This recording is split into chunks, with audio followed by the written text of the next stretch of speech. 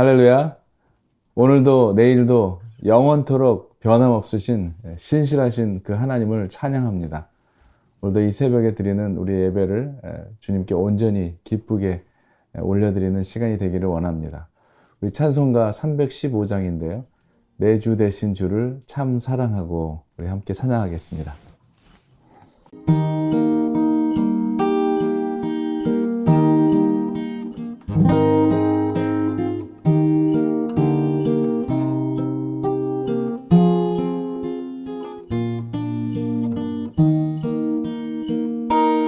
내 주 되신 주를 참 사랑하고 곧 그에게 죄를 다고 합니다. 그는 은혜를 주신 내 예수시니 이전보다 더욱 사랑합니다.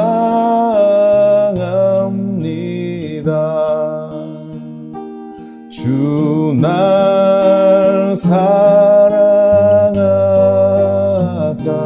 구하시려고 저 십자가 고난 당하셨도다.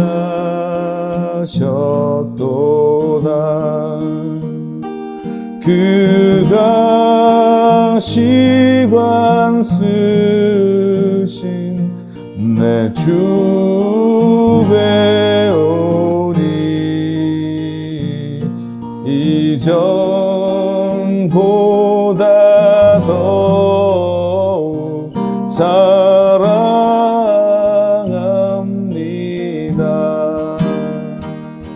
내 평생에 힘쓸 그 그는 주 예수의 덕을 늘 기림이라.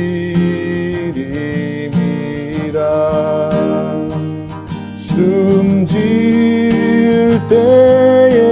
때에까지 내 할 말씀은 이전보다 더욱 사랑합니다. 그 영광의 나라 나 들어가서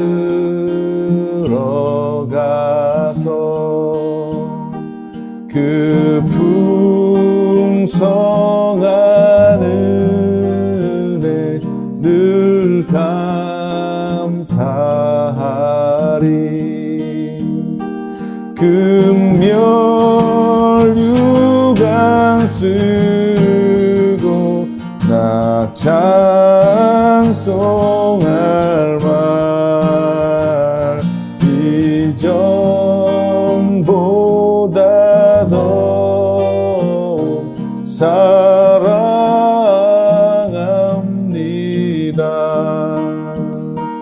금멸 유관 쓰고 나 찬송할 말 이전보다 더욱 사랑합니다.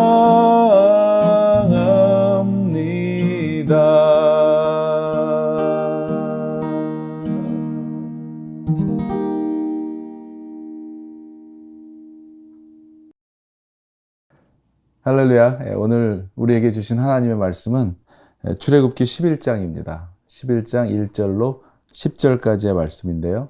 제가 봉독해 올리겠습니다. 여호와께서 모세에게 이르시기를 내가 이제 한 가지 재앙을 바로와 애굽에 내린 후에야 그가 너희를 여기서 내보내리라. 그가 너희를 내보낼 때에는 여기서 반드시 다 쫓아내리니 백성에게 말하여 사람들에게 각기 이웃들에게 은금 패물을 구하게 하라 하시더니 여호와께서 그의 백성으로 애굽 사람의 은혜를 받게 하셨고 또 그 사람 모세는 애굽 땅에 있는 바로의 신하와 백성의 눈에 아주 위대하게 보였더라. 모세가 바로에게 이르되 여호와께서 이와 같이 말씀하시기를 밤중에 내가 애굽 가운데로 들어가리니 애굽 땅에 있는 모든 처음 난 것은 왕위에 앉아 있는 바로의 장자로부터 맷돌 뒤에 있는 몸종의 장자와 모든 가축의 처음 난 것까지 죽으리니 애굽 온 땅 전무후무한 큰 부르짖음이 있으리라.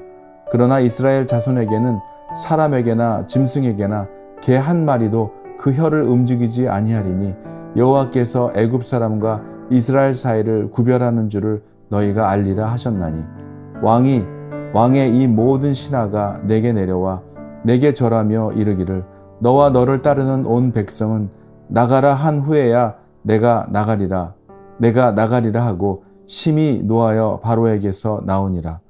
여호와께서 모세에게 이르시기를 바로가 너희의 말을 듣지 아니하리라. 그러므로 내가 애굽 땅에서 나의 기적을 더하리라 하셨고 모세와 아론이 이 모든 기적을 바로 앞에서 행하였으나 여호와께서 바로의 마음을 완악하게 하셨으므로 그가 이스라엘 자손을 그 나라에서 보내지 아니하였더라. 하나님의 말씀입니다. 잠깐 기도하겠습니다.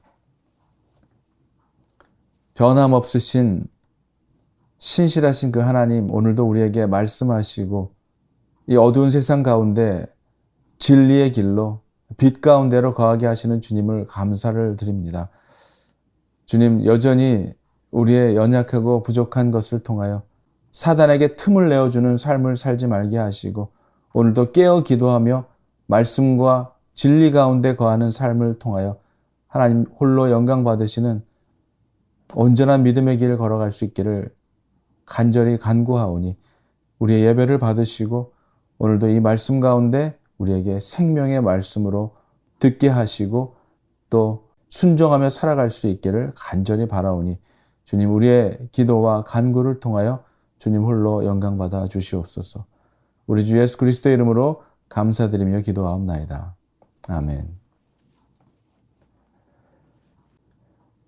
400년이 넘는 시간 동안 미움과 차별과 그리고 경멸의 대상이었고 애굽의 노예의 삶을 살았던 이스라엘이 비로소 하나님이 함께 싸워주심으로 인해서 이제는 더 이상 애굽의 노예가 아닌 오히려 애굽 사람들의 그런 부러움, 두려움과 부러움 그리고 존경의 대상으로 바뀌고 있는 상황이 되어져 버렸습니다.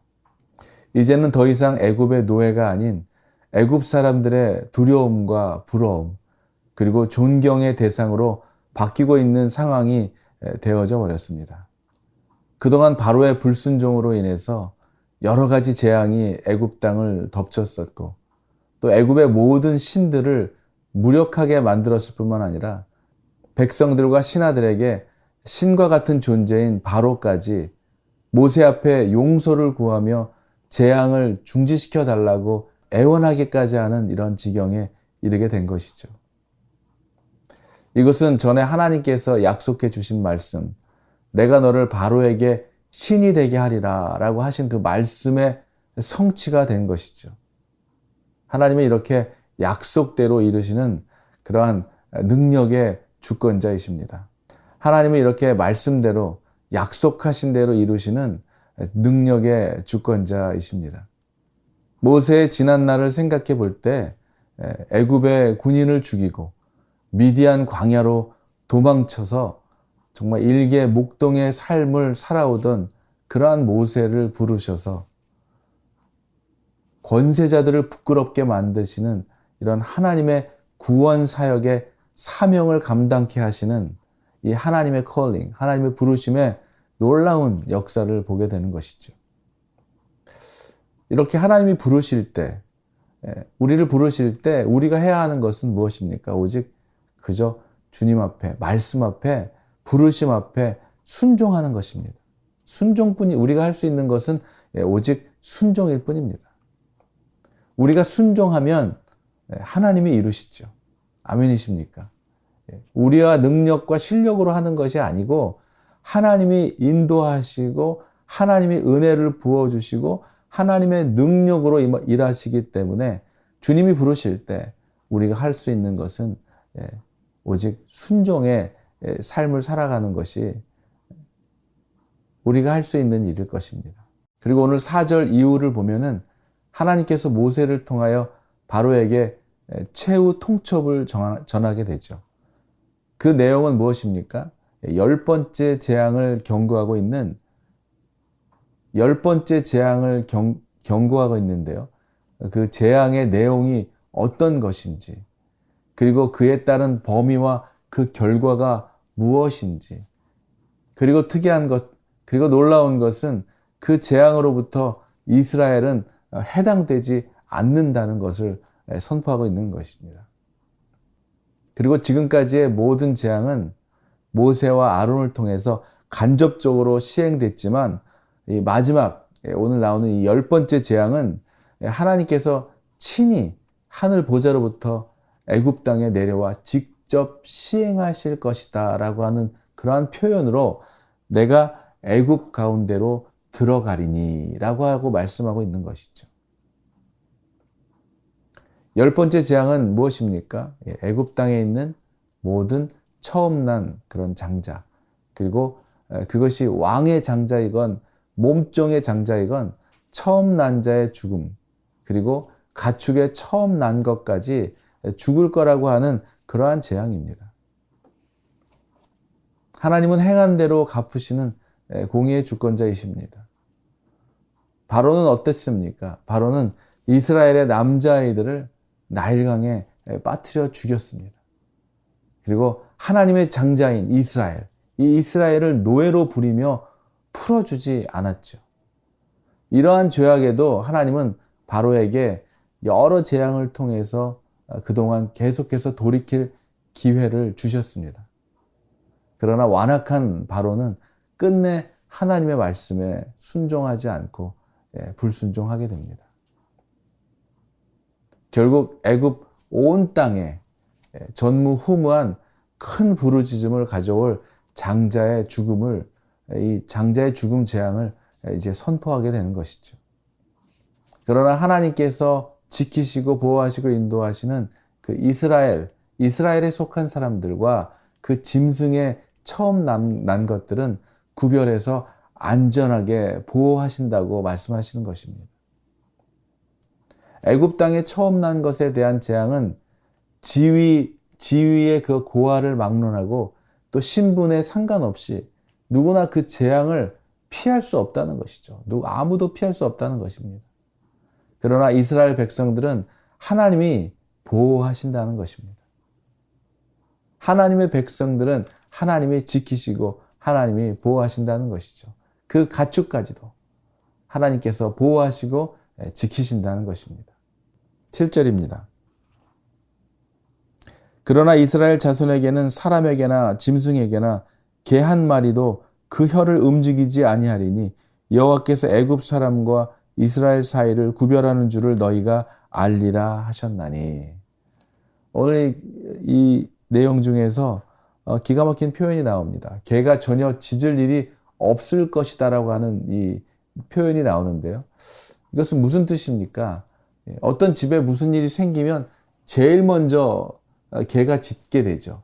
그렇지만 애굽에는 이 장자의 죽음으로 인해서 어떤 일이 일어납니까? 애굽 땅에 큰 곡성이 들릴지라도 이스라엘은 하나님의 보호하심으로 인해서 개도 짖지 않을 정도로 평안함이 깃들 것이라고 하는 이 기가 막힌 표현이 나오고 있는 것이죠.